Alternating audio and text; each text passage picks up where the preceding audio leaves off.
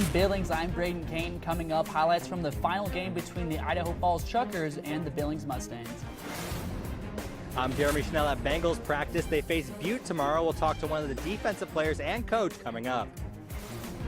I'm Sean Rainey in Missoula. We'll have some prep football highlights. Hamilton taking on Stevensville. We'll also have a little crosstown action for soccer in the Garden City with Sentinel taking on Hellgate. Those highlights coming up tonight. In Great Falls, I'm Haley Sutton. In tonight's KFBB Coaches Corner, we'll visit with CMR head coach Gary Lowry about their season. Stay with us.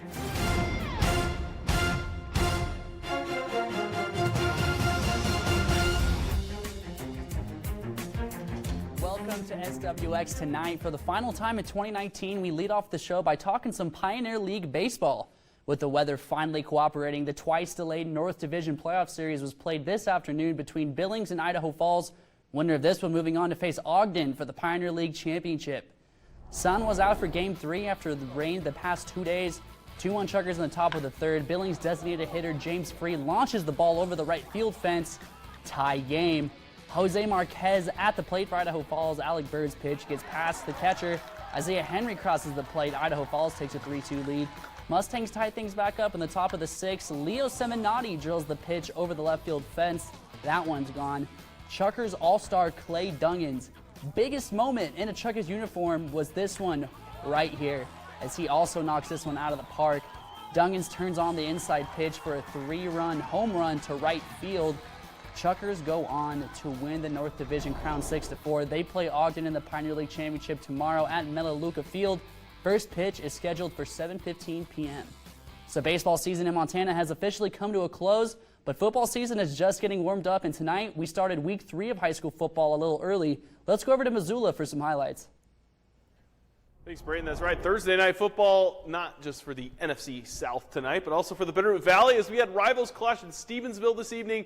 Keith made the trip down Highway 93 and has our highlights for us. Yeah, that's right, Sean. Class A football coming your way. The Yellow Jackets taking on Grizz commit Carson Rostad and the Hamilton Bronx. Right out of the gate, the Bronx return this one. Jaden Clement catches it and goes 90 yards for the 6. We're going to speed it up for you just for your enjoyment. Either way, it's 7-0 Bronx. And although this is SWX tonight, for 40 seconds, this is the Carson Rostad show.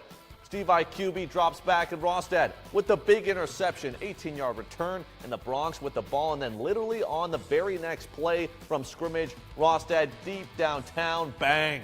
Big TD. He had 3 touchdown passes in the first quarter alone, including that dime. It's 55-0. Wow, big win there for the Bronx. Up Highway 93 to Missoula now for soccer rivalry. Hellgate taking on Sentinel this afternoon. We pick up action in the first. Things were knotted at 0 for a little bit until Beckett Arthur puts the cross past the Sentinel goaltender. Arthur, what a great player name for the Knights. Then after a Sentinel handball in the box, Hellgate with the penalty shot. And check out the snipe from Dane Becker, top right corner, 2-0 Knights. Could have been worse, but check out the mitts on Seth Thayer.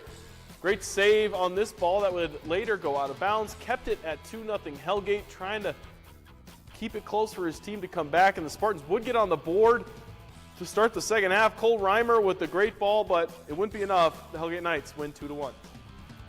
Yeah, pretty good game there, but meanwhile, the girls' game, nobody would crack the scoreboard. Sentinel Hellgate ladies ended in a scoreless draw, but we also had crosstown rivals on the pitch in Great Falls tonight. We head over to Haley Sutton for those highlights. Thanks, Keith. Well, the biggest rivalry in the Electric City touchdown on the soccer fields earlier tonight. And with that, we head to the pitch for the rivalry action. The first crosstown clash of the new school year over at Memorial Stadium. Early in the first here, maybe we'll have it earlier in the first. Looks like our video's frozen just a little bit. There we go. Kaylin Ellis's shot was missed. And then we go to the other side for CMR, where Georgie Hawthorne coming up big there for the Bison. Then the CMR Rustlers threatening again, a pass in the box by Jackie Fats, but Bison defense able to clear it away. Check out this play. Emily Funseth on the ball. Check out the nutmeg there. She feeds it up to Fats, and Fats unfortunately can't convert the one-on-one here, but the Rustlers get the last laugh. They win this one 4-1. On to the boys' game now. We'll start with a CMR corner kick threatening, but Bison defense able to clear things away. Later in the half, goalkeeper Trevin Smith putting on a show tonight. He gets a nice save off the CMR shot, but we are scoreless midway through the first. Near the end of the half, Trey Mann steps up with another big shot, but it's Smith again coming in hot, keeping things tied at 0. Move on to the second half. Jake Lacasse and Chris Compensa both going for the ball there in the corner, but Compensa a little too dirty there on the slide tackle as he gets called. Blake Sowers gets the Rustlers on the board in the 66th minute as they hold on to get the 1-0 win. All right, time for our first time out of the night, but we've got action from the college gridiron still to talk about on the show. The Montana Grizzlies are riding the high of last week's win over North Alabama, but they have a huge test with Pac-12 powerhouse Oregon on Saturday. We'll break down that matchup later in the show tonight. Stay with us.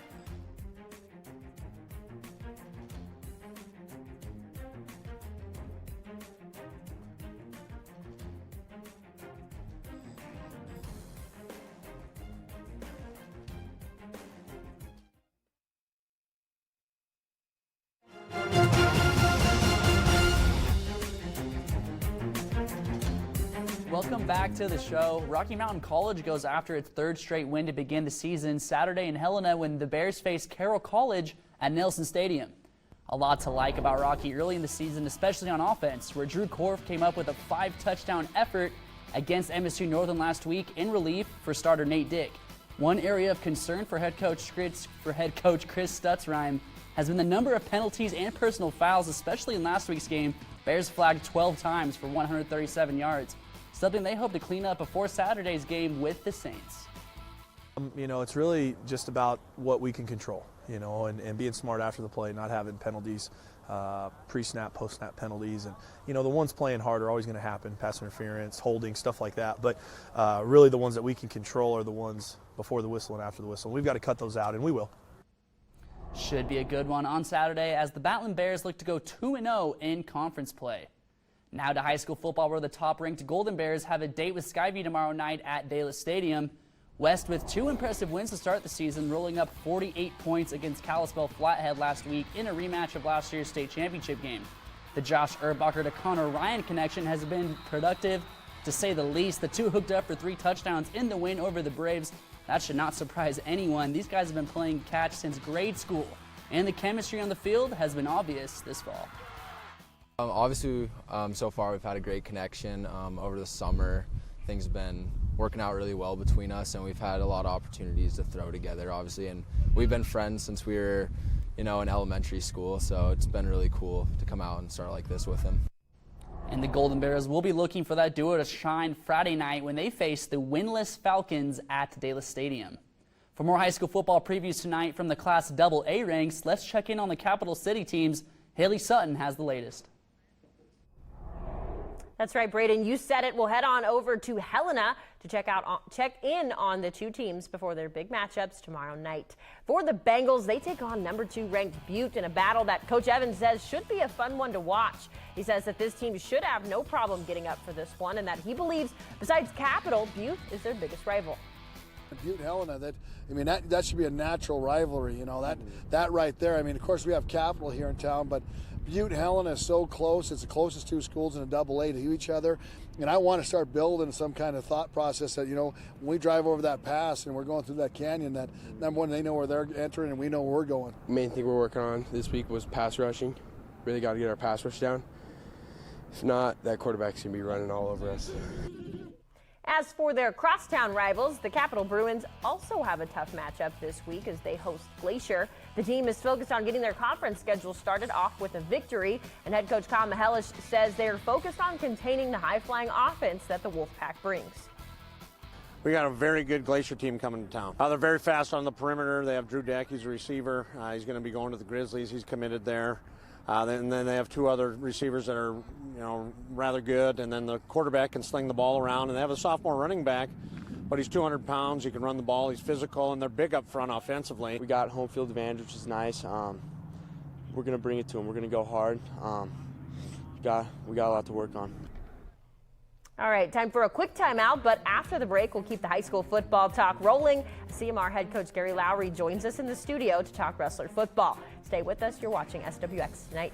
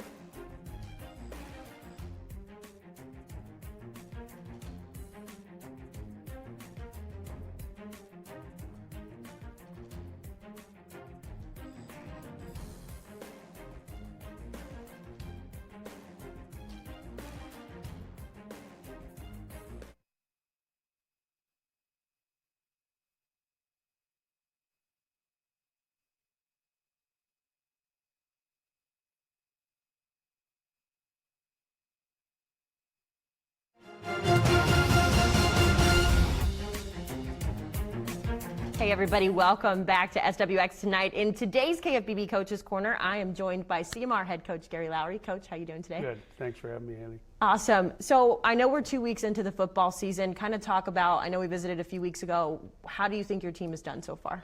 Well, I'm a little disappointed in some efforts, and I think the kids are working hard. We just got to get things straightened out a little bit, and we faced a couple good football teams. It's not like we're playing somebody that's not very good, but I'm a little disappointed. I thought our younger kids would step up, and they're still going through some growing pains, and hopefully we can get it straightened out. When we talked before the season started, you were leaning kind of heavily on your group of seniors to kind of lead these young kids. Have you seen them stepping up in that role at all? Yeah, the seniors are doing what they can, and for the juniors are too. It's just, we got some new kids playing different spots, and we've struggled with some things the last couple of weeks, but it's things we can get worked out. It's issues we can work on and get better at. So, What are some positives that you've taken away from these first couple of weeks? Well, I think our offense is moving the ball pretty well in both games we played, and we've stalled out a couple times in the red zone, and I think they're playing fairly consistent. Just got to straighten out a couple little problems. We get in the red zone and make a mistake, and that costs us, and defensively we'll get that straightened out. You had your first home game last week, so what was it kind of like to be back in Memorial Stadium? We love Memorial Stadium, and it's the best stadium in the state to play football in, and our kids know that. They like it. We just ran into a buzzsaw with Butte, and Butte's a good football team. A lot of people are going to struggle with them. They're deep, and they're good up front. They got good skill guys. They run good schemes, and couldn't slow them down, and which they haven't punted in 2 weeks, so other people are having the same issues that we did. So I think the biggest difference that I've seen between last year and this year is that there's almost a little bit more fight in this team. You guys are competing really, really well down to the last minute. Where do you think that's coming from? No, I don't. Our senior class this year, they have high expectations, of the season, and yeah, it's been a disappointing 2 weeks, but I think they are looking ahead that we can straighten things out, and they have big hearts, and they're working at it, and they're going to do everything they can to do what's right for the team. I know we kind of touched on it with Belgrade tomorrow. What are some things that you know about them that you're hoping to kind of capitalize on going into the game? Well, they played Butte the first game, so we have a little film on that, and they do some interesting things. We go from a passing team like Butte and 5 wideouts, and now they're going to be a wishbone team and run the ball, and we have to be good tacklers and do things right. Aside from obviously getting the win tomorrow, what are some kind of goals that you have for tomorrow's game? Well, we need to be not make penalties that we have. We got to shut down the penalties, and especially in the red zone on offense. And defensively, we got to continue to get better tacklers. We have to become better tacklers and a little more aggressive and maybe more sure of ourselves on defense. So that's things we're looking for. Awesome. Well, we want to wish you our good luck, and we'll be right back after this.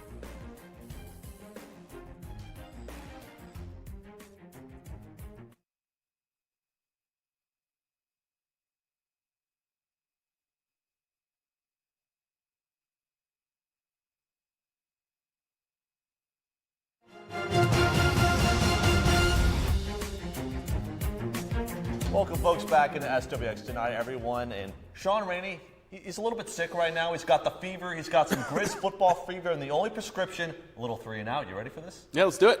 All right, folks. So the first 3 and out, it's a 36.5-point game for the Oregon Ducks. Sean, what do you have to say about it? Yeah, I mean, it's kind of like when the Grizz played Washington last time. You're going into it, you're not going to win the game in all likelihood. So what you want to do, you just want to go out and show that you can compete, maybe score a couple times, but bottom line, just come out healthy. Now, there's a little bit interesting thing with this game. The number 2 overall pick last time, it was Carson Wentz. This time could be the same thing. Yeah, it's kind of cool. Like for me, and I know for a lot of the Grizz players when I talk to them, you get to go up against Carson Wentz. He goes number 2 overall in the NFL draft. I think Justin Herbert is going to go number 2 overall after this season, right behind Tua from Alabama. So we'll see what they can do against, what's probably going to be a very high overall pick in the draft. Now, I like this last one. It's a little bit of some punnery right here. The O-line for the Ducks, they're geese, not ducks. Can you explain a little bit what that even means? Well, have you ever gotten bread and gone to the lake and fed the ducks? I have not. I don't feel the wildlife. That's what they tell us. You haven't? So, okay. No. Well, geese, they're bigger, they're meaner, and they'll come at you. Now, this offensive line, they're the most experienced offensive line in the country. They're what really makes that engine go, and so that's going to be a tough matchup for the Grizzly defensive line going up against the geese of that Duck offensive line. Yeah, we'll talk a little bit about that more tomorrow night's show. But anyway, you slice it, the Grizzlies with a big-time test this Saturday night in Oregon. The Ducks come in ranked 15th in the country out of the Pac-12 and are favored by, as you said, almost 37 points heading towards the weekend. Saturday night's game has a very late kick of 8:45 Mountain and is available via the Pac-12 network. Yeah, going to be getting home kind of late for that one. Meanwhile, the Bobcats, they're expected to get the W this weekend on the road at Western Illinois. Last year, Montana State got a narrow win over the Leathernecks at home in Bozeman, 26-23. However, Western Illinois, really not the same team as last year. They lost to North Alabama, who the Grizz just beat. They lost their quarterback, running back, a whole bunch of guys, so very different team. You can watch that game on ESPN+. And finally tonight, we have Thursday night NFL football on the dock with some NFC South teams going at it. Yeah, and this game was kind of ugly. Tampa Bay taking on Carolina, division rivalry matchup. We had a lightning delay in the first quarter because of that lengthy pause of the action there. So let's go to the second quarter. It is 6-3. Jameis Winston, long pass down to Mike Williams right on the money. Mike Evans, shall we say. That would lead this drive later into the quarter. Winston then to a guy who's on my fantasy team, Chris Godwin for the TD. Bucks led 10-9 at halftime. Third quarter now, and the man, they go to the barber shop. Peyton, specifically, going on the ground inside for a big touchdown. 16 yards out, he's in for 6. Tampa Bay ahead, 17-12. Carolina didn't find the end zone once tonight, settling for 4 field goals and 1 safety. The Bucks get the road win, 20-14. I said Mike Williams. Right. You can tell I'm a Chargers fan because he's questionable for Sunday, and that's all that's on my mind. Exactly, and the Grizz on his mind too. We'll see you tomorrow night, folks. Take it easy.